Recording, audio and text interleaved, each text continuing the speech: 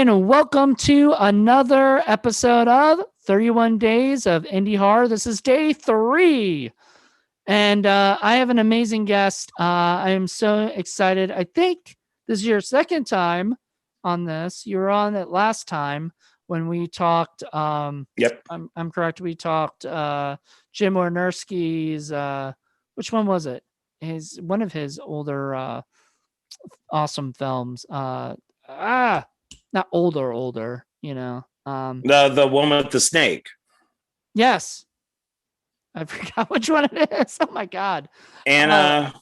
No, it wasn't Anaconda or anything. No, not Anaconda, but it was the combination of two snakes. Rattleconda.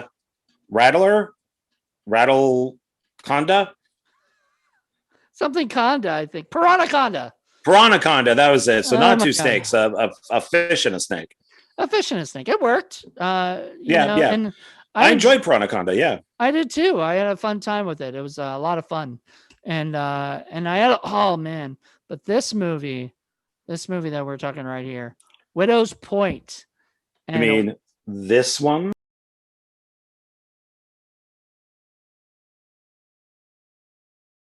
Oh, you own it. That's awesome. I don't even own it. Yes. I saw it on Tubi. No, I saw it on Amazon Prime. But it's on both, Tubi and Amazon Prime. And you can buy the DVD because that's probably the better thing to do, which I will eventually do, honestly, because I'd prefer to have the DVD. But, yeah, I haven't had a chance to look at this yet, but the special features have alternate takes, audio commentary, behind the scenes, and deleted scenes. Oh, I'd love to hear the audio commentary. So yeah, it looks like it's a good disc. I just said I could only watch the movie, so. And you've been wanting. It looks like a disc worth watching. You were telling me before you wanted to watch it, right? Like that was, I saw people on Facebook talking about it, and this is kind of like all I saw, and I'm like, well, that looks kind of cool, but it looks a little bit like The Lighthouse type of thing, just in color instead of black and white. And then once I looked at the back and realized, who directed it and stuff, and it was just like, oh, well, let's check that out, so. Yeah. So then I went to Zia Records out here in Vegas, and they just happened to have a copy of it, so I grabbed it. That's awesome. So it's always good to support people that you're a fan of and friends of on Facebook with. Yeah, Gregory Lamberson, man. What a fantastic director he is. He used to do all like the Slime City and Slime City Massacre, and I think he did like the Johnny Ghoulish, I think is what it was called. Oh yeah. So he's been out there making these like low budget horror films, and honestly, I feel like this is, and I am correct, if you know this or not, and people online, please correct me if I'm wrong, because I might be wrong. But I think this was his biggest budget that he's had, and it kind of feels like it. But if he's had a bigger budget than this, and this wasn't, he really made it look like he, had a big budget. Oh yeah. Yeah. I was knowing, the whole Slime City thing and all that. I was expecting the exact opposite of this, that there was no way the movie was going to look like this at all. And even though this is obviously not exactly what the film looks like, but they do a pretty good job of matching this, I think. But right. It's not Slime City at all. This is almost a completely different filmmaker, a better filmmaker in my opinion. So you feel like that Gregory as a director has grown, and everything? Definitely. I haven't seen all of his stuff, but I would say so. Yeah. This is quite mature for, I think for him. Well, I think also that goes to a lot of filmmakers these days that have been making movies since like the 80s and 90s and everything. People like Todd Sheets, who makes different movies than what he used to make, if you've ever seen Bone Hill Road, it's amazing. He really did a fantastic job with that. Clownado is a little bit more like like his older stuff a bit, but it's more polished. And I feel like this movie is very, very polished for for what it is. It's it's a fun little spooky ghost story, but with a twist at the end, and we'll get to it because if you haven't seen it, once again, go watch it on Amazon or Tubi, or buy it on DVD, and then come back here and listen to this interview, or not interview, this review, because we're gonna spoiler this crap. We're gonna spoil the crap out of this. I am so tired. I'm but yeah, no, but it's true. Long day. It has been a long day. But no, but this is that truthfully, this is how I feel. It's like this movie is like has the best twist I've seen in a long time. Did you see it coming? Did you see like the beast come at the end, like that was coming at the end? Well, remember I told you that I really liked the movie, and then the last 5 minutes, like it went up that level, that extra level, and that's it. So spoilers to everybody out there. It's there's a like an kind of an octopus type drawing that comes back a couple times, maybe 2 or 3 times, and I'm just like, oh, when is that going to pop in? Plus, you see in the in the credits it says prosthetic effects and things like that. So I'm thinking like, okay, something's going to pop up at some point. So to answer your question, no, I didn't see that at all.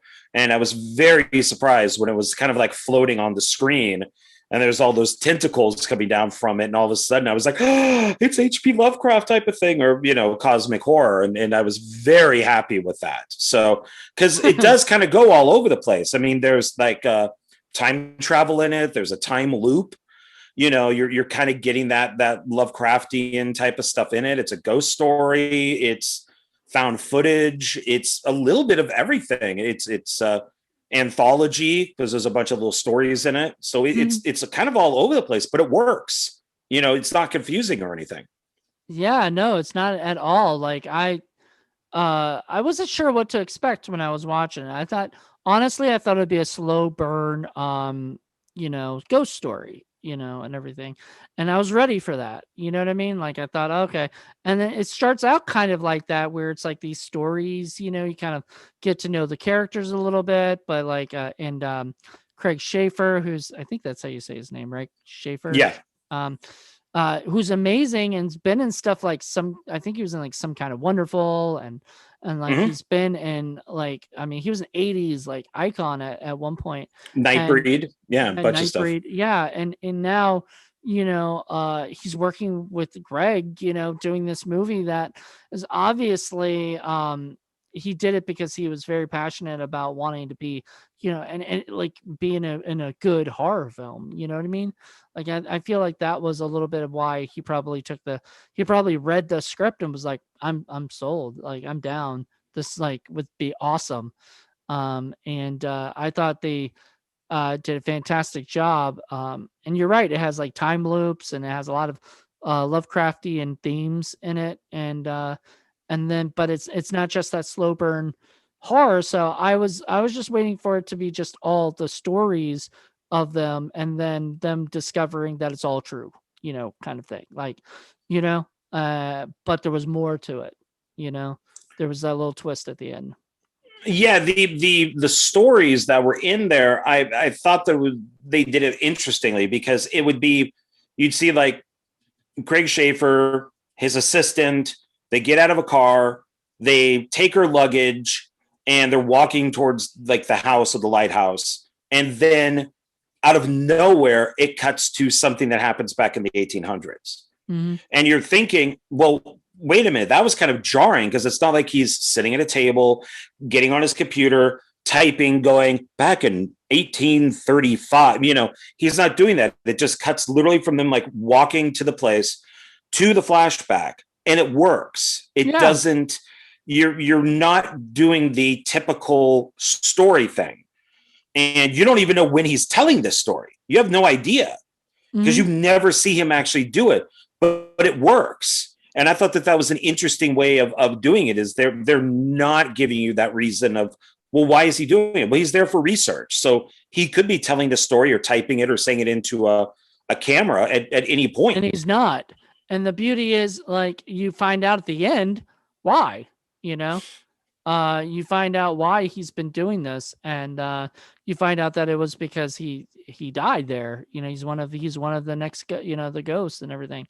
And I thought that was, I mean, I just thought it was so cool. Like all of it, we both are friends on, I think we're both friends on Facebook or something, but Caitlin Newberry, who plays Yeah. the assistant, she's freaking phenomenal in the movie. Yeah, she's one of my new favorites. Yeah. I know. I kind of feel like I wish there had been more, with her, like a little bit more, like with the ghost story ish, because you know what I mean. But I did like where they went with it. Like I love that she was, she was, Pardon me. yeah, she was the assistant who's there to kind of help transcribe everything, make sure it all comes. Then when he's gone, she's the next in line to tell the story. And so I'm like, oh, is there going to be a widow's point too? Is she gonna, is she gonna have to go insane and do that stuff again? Is there going to be more with that? Probably not. But I still like that idea, that thought in my head. There could be there could be a little bit of a sequel.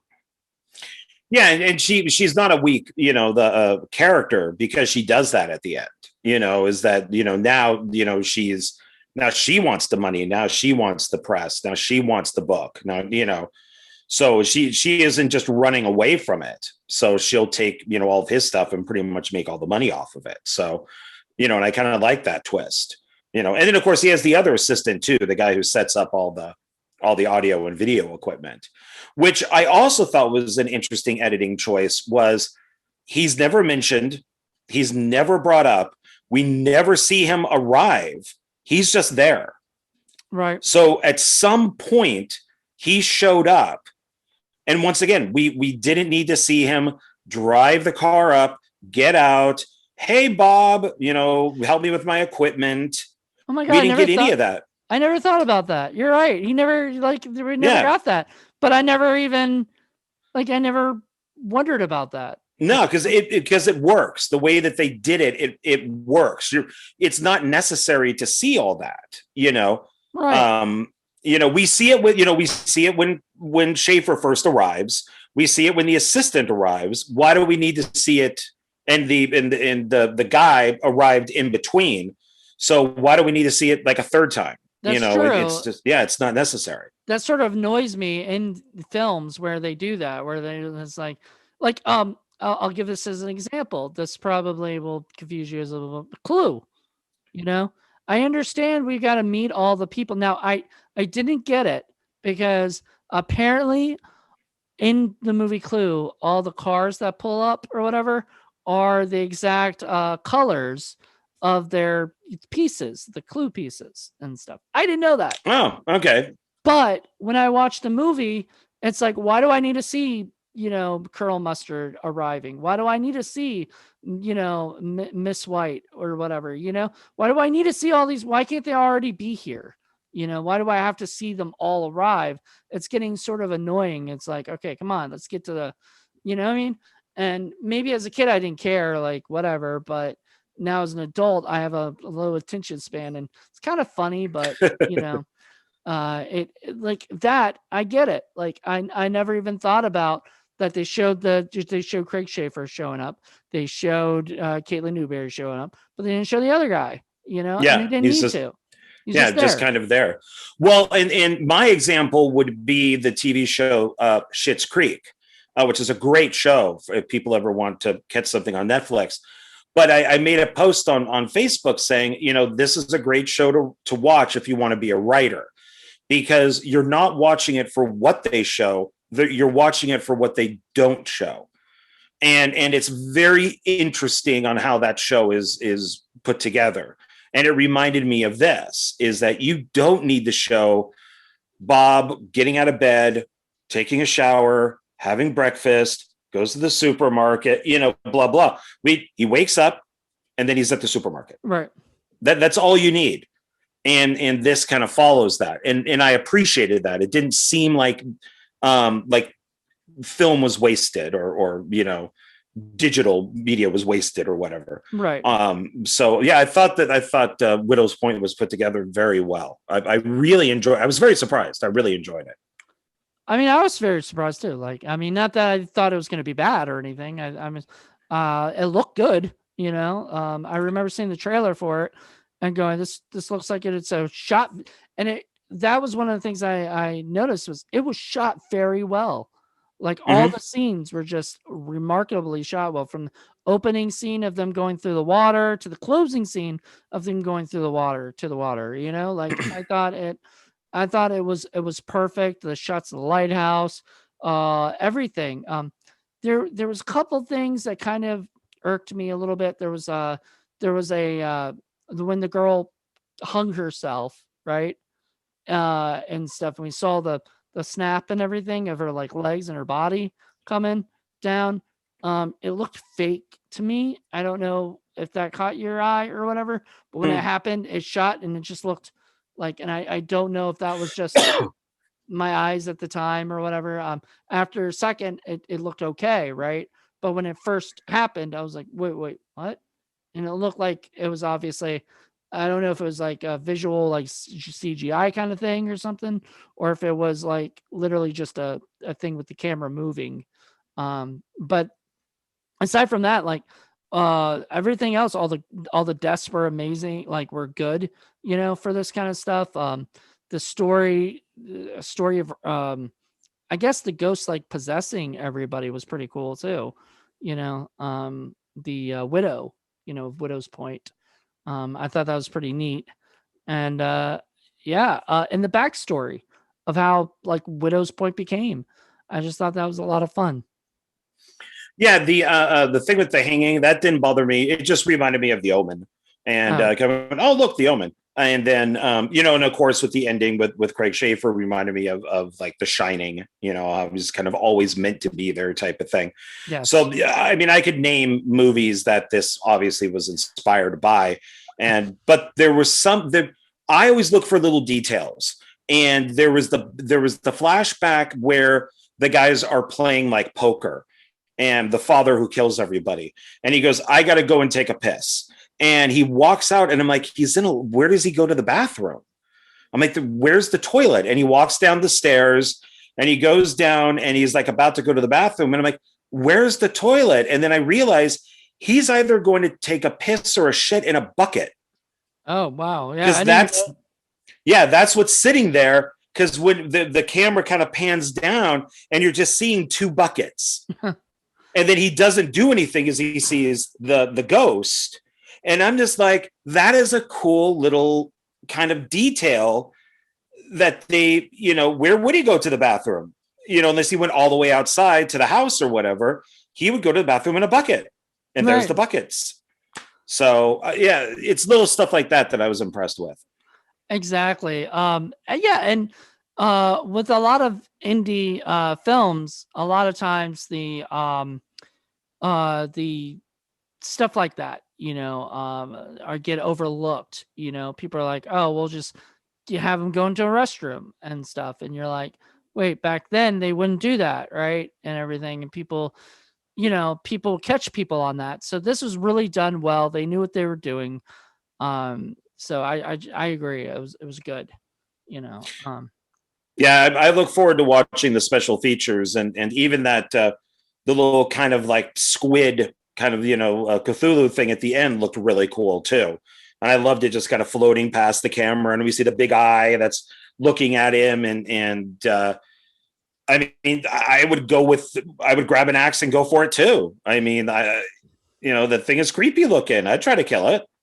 Well, I mean, he thought if he killed it, then it would be over, right? Right. And they even tell him, like, you can't kill it, like, so he thinks, oh, well, I'm going to be the one who does it, and he runs out and that jump and everything, that was so Lovecraftian, all of that stuff, Well, and it was a great angle too, because as he jumps out with the axe, the monster slowly kind of disappears as he goes right past it and hits the ground. And it's a good thud. Like you actually hear, like I rewound it because when you hear it, it's just thunk. Yeah, There's like a really good effect, like sound effect, when he hits the ground, and exactly. it kind of made me laugh because it was just like, oh God, that must have hurt. Obviously he died, so I also like, and I was sort of confused at first because like when they went up to the lighthouse, right? To check up on him, and he wasn't there, so they come down and they go outside and they see that he's dead. Like normally that would be the scene where the person would be crying, like, or whatever, and oh my god, I can't believe he's dead. And they don't have that, right? Like Caitlin Newberry's character is just like, "Oh, I guess he died, and I thought like that was kind of perfect because that's sort of her character, like, you know what I mean? oh Like yeah, she didn't have any like connection with him, like they weren't like boyfriend girlfriend, I don't think, or anything. Like I didn't remember that storyline happening. It no. was just literally she was just there to assist him and help him out. And now all of a sudden she can snake his, thing and be the one who gets all the credit for it, and everything. Oh Um yeah, yeah. Well, yeah, she has her own agenda. So I mean, and I think that they kind of expected it to happen. I mean, the old guy who's there who let them in kept warning them, yeah. and they just, and I think everybody kind of expected this was going to happen. This Because it's nobody checked on him. They kept at the monitors and stuff like that, but it's not like, I mean, they could have popped open a door at some point and just gone, hey, you're okay up there, but they didn't. you, So you know what's kind of cool about this movie though that I thought about last night? So it's about a writer of a book called Widow's Point, right? Or whatever his name is, Widow's Point, blah, blah, blah, right? It's like the history of the killings or whatever it was. This is actually a real book called Widow's Point, you know? And the author of Widow's Point is actually in the movie. So it's oh, very weird to me because he's the photographer who's taking all the pictures. Because I was like, who's that guy? Like, I was like, he either looks familiar or like, whatever. I just didn't know who he was. So I looked him up and he was the author of the book, Widow's Point, that this movie is based off of. nice. Okay. And Greg, I guess, got the rights from him and made this movie and put him in as the photographer who goes crazy and starts yelling at the guy or whatever. And so he's sort of gone insane. And I thought that was just, it was so cool, like it was such a cool like little like nod to him. And I really respect when filmmakers do stuff like that. They give like they put the people who either made the book or have something to do with what they're doing, you know, into the movie. And I thought that was great. So I thought you might have known that if you had No, no, that it doesn't surprise me because that's what Spielberg did with Jaws. Peter Benchley is the news reporter on the beach. yeah. So Yeah, so that was to purely soothe the author's ego, yeah. because they wanted to keep him happy, so they gave him an acting part. So I don't know if that was, the idea was, oh look, Spielberg did it in Jaws, so let's do it in this. No, But I think it's a great idea. I it's funny because you mentioned The Shining earlier. Nobody brought Stephen King to that to Stanley Kubrick's set, I don't think. Or if they did, Oh no. if they did, they were quickly kicking him off the set because it was Maybe completely. the remake, maybe the McGarris one, but Oh, not, yeah, definitely not the Kubrick one. I bet that one. Yeah, I bet that one he was allowed to be on set more. Especially since I think he was the one who was like they did it specifically for him.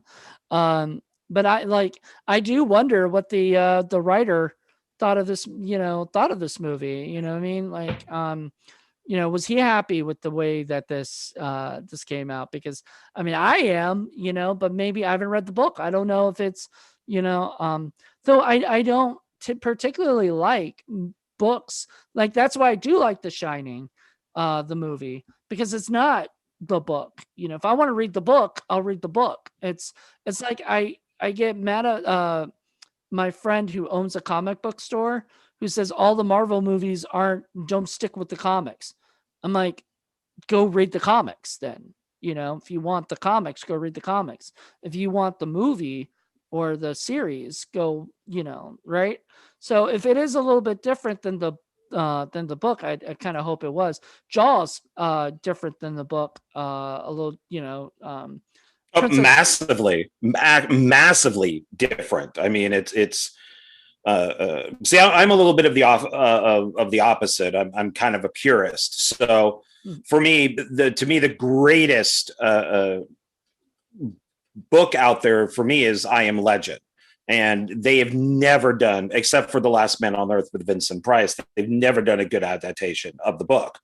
And I am in agreement with King that as visually stunning that The Shining is, it's not the book. And Jack right. Nicholson is horribly miscast because he's Yeah. already sane. He's insane to begin with. He's a Yeah. nut even before he gets there, and that's not the way that the book is.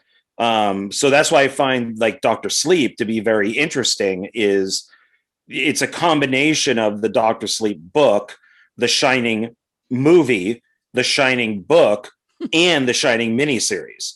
So you kind of have to know all of those to get the film for Doctor Sleep. Oh wow. Yeah. I just So like Doctor Sleep. I don't have to. Yeah, I just enjoyed it. I've never read the all of that stuff and saw all of it. But anyway, I really enjoyed this because, like, once again, I think it's just an absolutely fun movie. It's sure.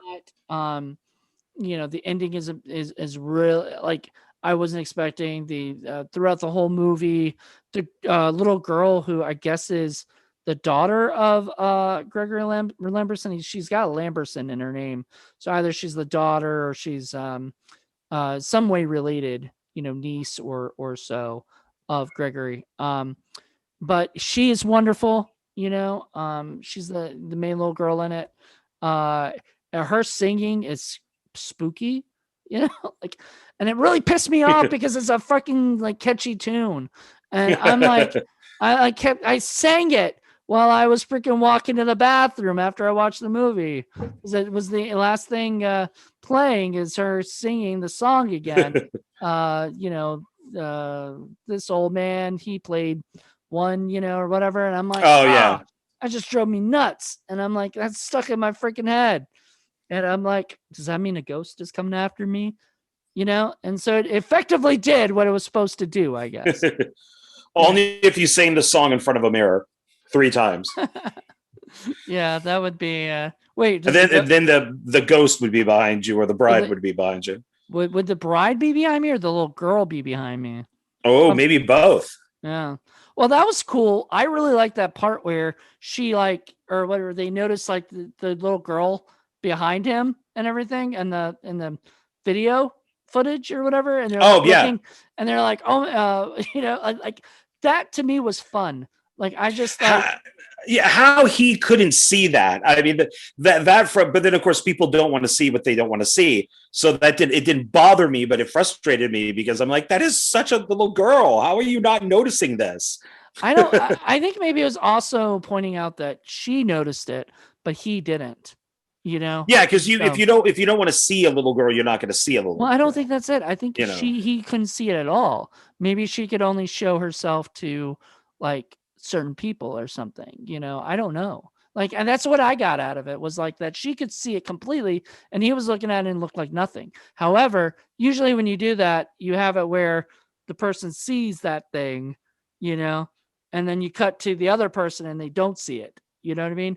So, or something like that. Yeah, I got the feeling that it's the image was there, but he just saw more like a shadow or like I kind was of like like, a that's a blobby fucking, thing. that was obviously a little girl. I mean, Because he had to see something because he kept, like intensifying it or whatever he was doing or bringing it down. So he had to look at something, he knew it was you something, but he know. couldn't tell what it was, and he didn't think it Yeah. was a little girl. Um, yeah, it was, for me. It was so much fun. Like this, just like everything. I love ghost stories. They're like some of my favorite things. Like I love telling ghost stories.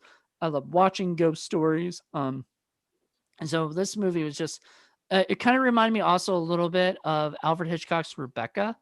But Oh with yeah, the sure. with the actual ghost story angle. Because like when I watched Rebecca, I thought that's what they were going with, you know, that it was going to be a ghost story and stuff, but it wasn't a ghost story at all. You know, this movie it was a ghost story, and I was like, I don't know, like maybe is everybody insane, or you know, like the people that think that this, you know, this place is haunted is insane, or is it real?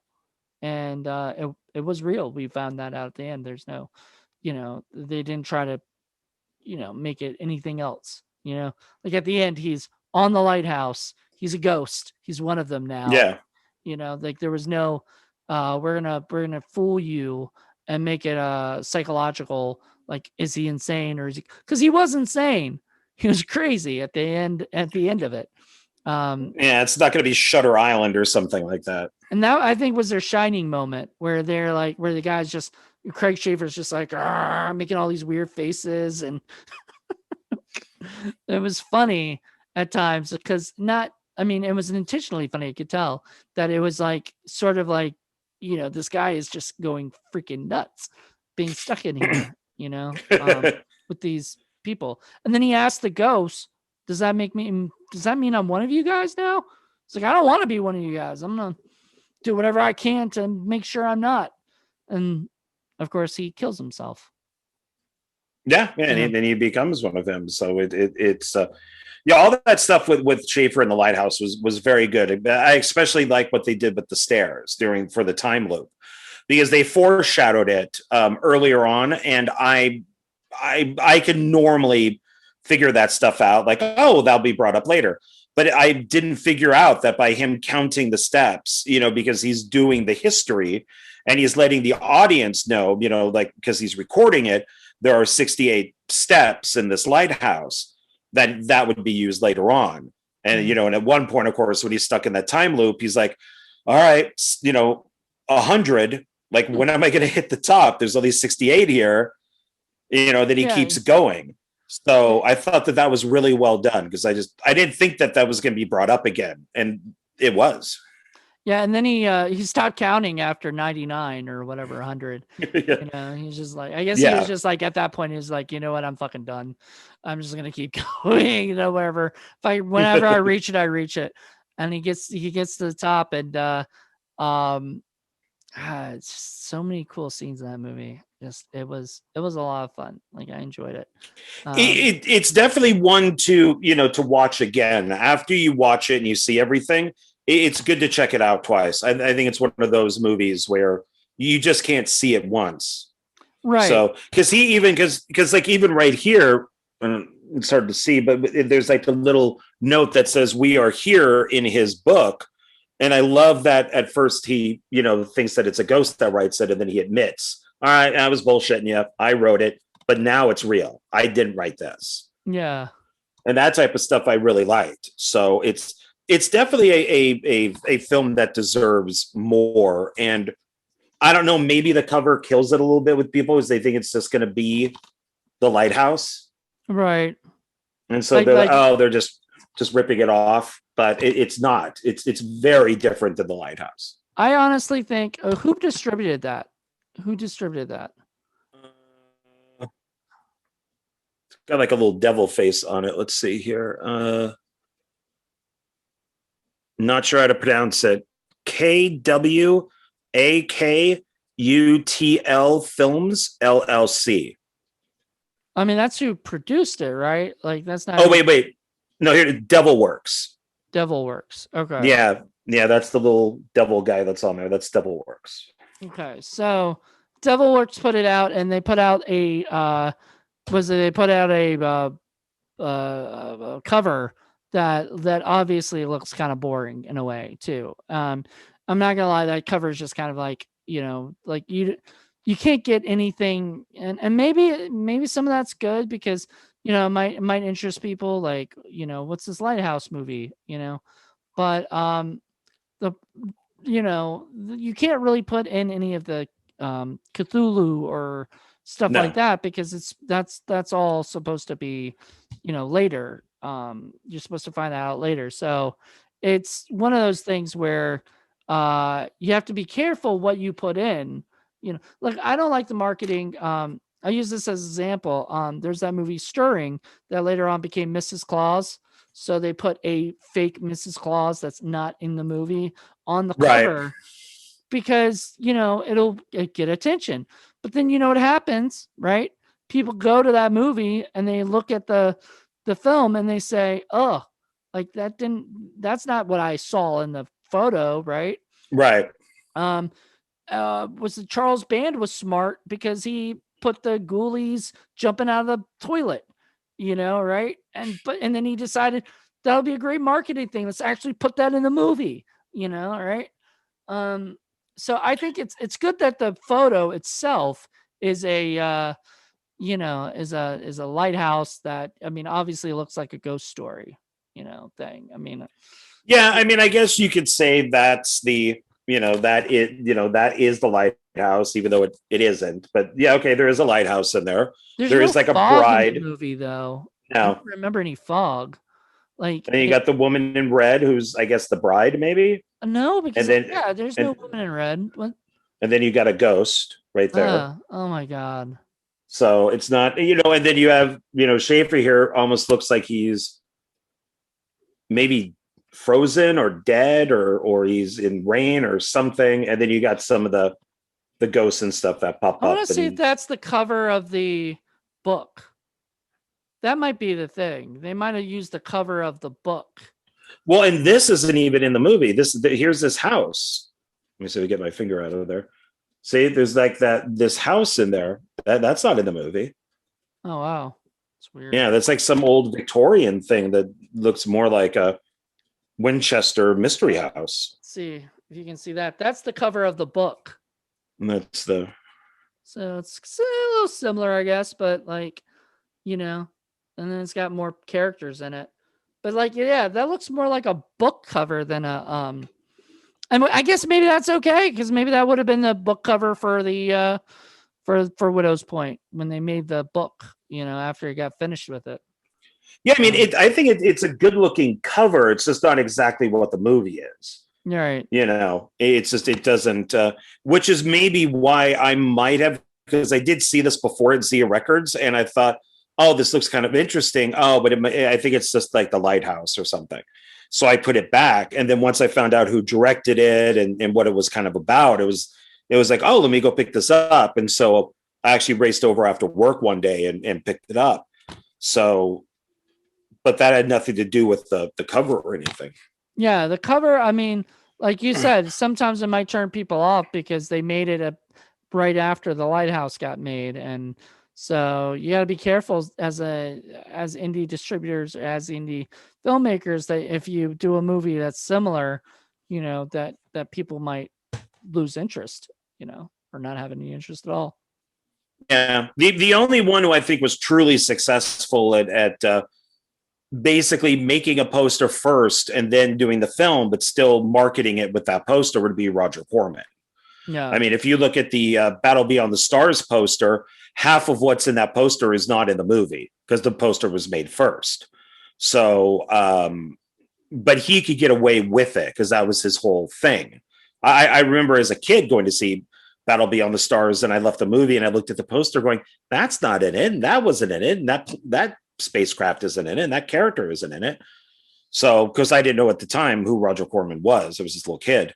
But yeah, I think he's the only successful one to truly do that. Otherwise, people just kind of look at it and go, kind of looks like they're ripping off something.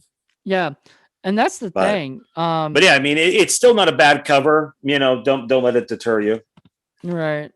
No, and I agree. I mean, I didn't want to watch this movie because of the cover. I wanted to watch it because Gregory made it, and I've been interested, and I know a lot of people. Like I knew Caitlin and Sam Qualiana's in it, and a few other people that worked on that film. I know of, I'm friends with them on Facebook, or I know them personally in real life. So it's really cool that he was able to make this movie. Yeah. And to do something that I think is, to get somebody like Craig Schaefer, to do something this pretty damn good, I'm glad, I hope he, continues to make like, horror films like this. Yeah, and Schaefer didn't seem like he was just kind of like sleepwalking through it. I mean, he actually seemed like he was into it Well, because yeah. he does seem like he sleepwalks through some movies, but this he seems like he was into it. Well, I mean, that's probably the case of like the story was just fun, and enjoyable, and that's the thing. Some actors take these projects because they get paid for it, or some actors take this project because they're like, this is actually going to be good. Like I want to see this on the and you know, sadly, I don't know if it went to theaters or not. It probably did. Probably did like a little small theatrical run, because this would be something that I could see on the big screen. And especially with the way it Oh was yeah. shot. I would love to actually see this on the big screen. So, Greg, if you're gonna put it out somewhere on the big screen, let me know. I'll definitely come check it out. So now comes to our fun part. We're gonna rate this movie. So out of a Alrighty. 5-star scale, 5 obviously being the best, 1 being the worst. Not like my indie film cafe craziness. Scale. 5-star scale. What would you rate it? I would give it a 5. You would give it a 5? Wow. Yeah, I really enjoyed it. I was very surprised. Yeah, I would give it a 4.5, but very close to 5. This is probably the best. I'm gonna go on record because I don't know what exactly everything I'm gonna be watching. We just started. So I have this feeling that this is gonna be on my top 10, maybe my favorite film of all of this whole thing. So I'm hoping for more ones that tie, or even or better, because you always want movies to be, the best, right? But I don't know. Right. This might be tough to beat, like honestly, because this is really that good. So I Yeah, and in my rating isn't 5 like Citizen Kane 5, but it's 5 for this film because I was so surprised and it's so well made. But it's so it's kind of a 5 on its own, by itself, not in comparison to anything else. is Citizen Kane your favorite movie of all time? It's in there. Yeah, I mean, I love Orson Welles. He's one of my favorite directors. I mean, my 2 favorite films are The Graduate and Jaws. So they're kind of tied together. Oh wow, So, but The nice. Graduate would probably win. Yeah, Okay, and yeah. that is a 5 right there. Graduate is definitely a 5.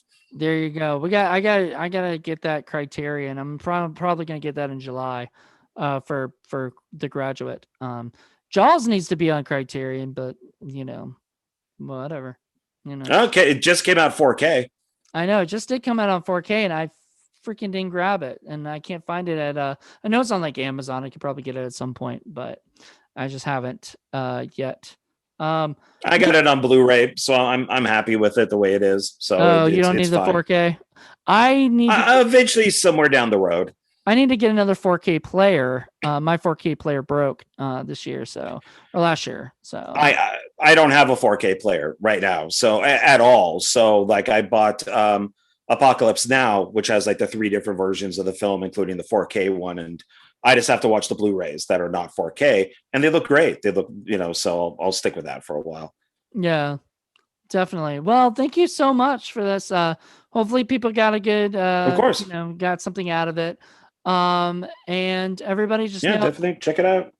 every day this this whole month is going to be nonstop stuff. So I've been doing this. This is actually, we're recording this in March, and this will be out in October. So I mean, it's gonna be crazy a year, So you're gonna see kind of a lot of changes through like different, where I'm gonna be and what's going on and all these different stuff throughout the year. So it'll be a lot of fun. But thank you guys so much. I hope you guys enjoyed this Thank you. video cast, and join us tomorrow for the next day, of 31 days of indie horror. Have a good one. Bye. Bye.